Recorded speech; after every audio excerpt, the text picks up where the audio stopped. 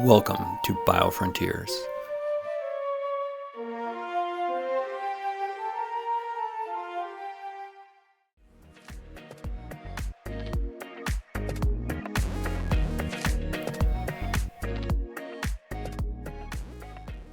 Hi, I'm Joe Dragavan, Director of the Advanced Light Microscopy Core and the Beckman Center for Advanced Light-Sheet Microscopy and Data Science within the BioFrontiers Institute at the University of Colorado Boulder. At the BioFrontiers Institute, we utilize interdisciplinary approaches to pursue human health solutions in regenerative medicine, degenerative diseases, pandemic prevention, and computational biology. The Beckman Center for Advanced Light-Sheet Microscopy and Data Science within our Advanced Light Microscopy Core addresses a previously unmet need by providing the first openly accessible light sheet microscopes within the Front Range region.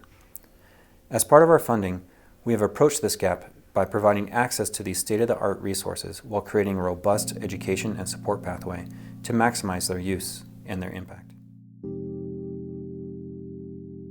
One of the kinds of experiments that we're doing with the light sheet microscope is to image how RNA gets recruited to stress granules. We're using the light sheet microscopy features of three-dimensional volumetric imaging with minimal phototoxicity to watch as these RNA molecules get recruited to stress granules so we can better understand how cells are using these stress granules in order to try to mitigate the stress.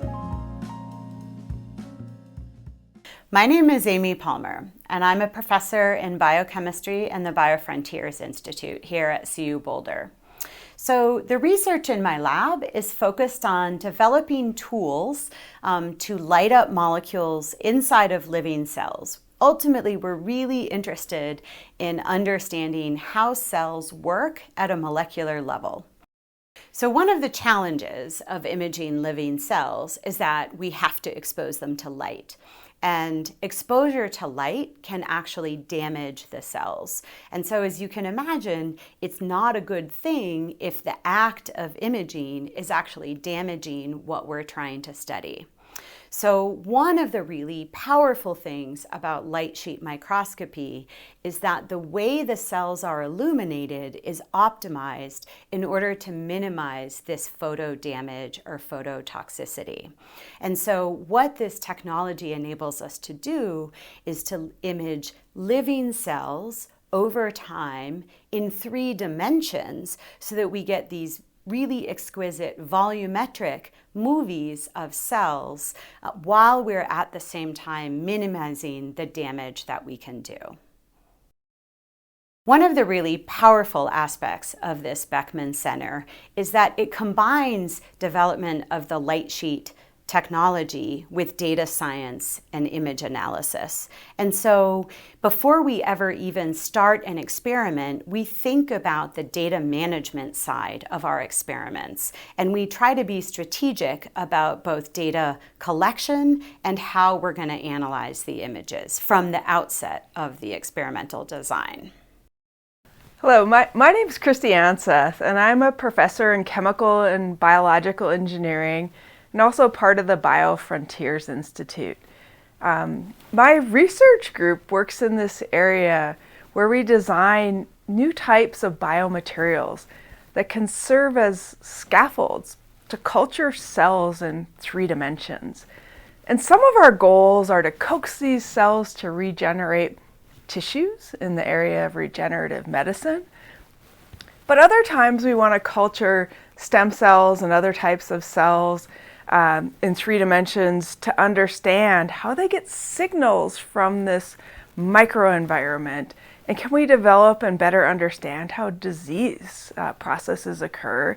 And if so, could we design better drugs to screen for these? So we work with a special class of biomaterials called hydrogels. And these are water-swollen matrices that are good for culturing cells in 3 dimensions. And one of the areas we've been very interested in is taking stem cells from the intestine and growing them into miniature organoids, mimics of the intestine tissue itself, that captures all the diverse types of cells that are found, and can be really useful for understanding what happens in the intestine when disease occurs, or when an injury happens, or how it regenerates itself. Now, one of the ways that we use the light microscope is to image these complex three-dimensional tissues and follow these processes in real time. But a really unique part about this is that our hydrogels respond to the light. We design new types of chemistries that we use the LightSheet and imaging capabilities to not only watch our organoids grow, but we change the material surrounding the organoids, and we direct them to grow highly defined structures.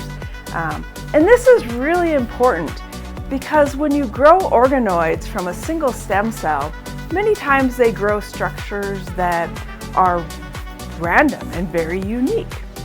But if you'd really like to use them for new types of transplantation therapies or drug screening, you need to be able to grow them in reproducible ways.